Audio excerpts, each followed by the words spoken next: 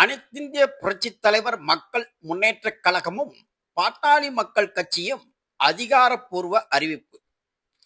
2026ஆம் ஆண்டு சட்டமன்ற தேர்தலுக்கான புதிய அரசியல் கூட்டணி அனைத்திந்திய புரட்சித் தலைவர் மக்கள் முன்னேற்றக் கழகம் மற்றும் பாட்டாளி மக்கள் கட்சி வரும் சட்டமன்ற தேர்தலில் தமிழ்நாடு மற்றும் புதுச்சேரி மாநிலங்களில் இணைந்து கூட்டணி அமைக்கிறது என்பதை மகிழ்ச்சியுடன் தெரிவித்துக் கொள்கிறோம்.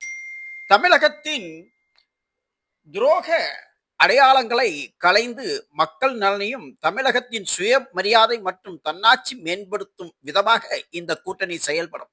இப்படிக்கு வி.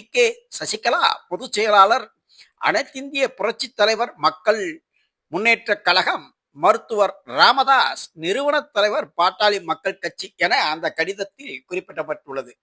எனவே தமிழகத்தில் 4 முனை போட்டி அல்ல, 5 முனை போட்டி தொடங்கிவிட்டது.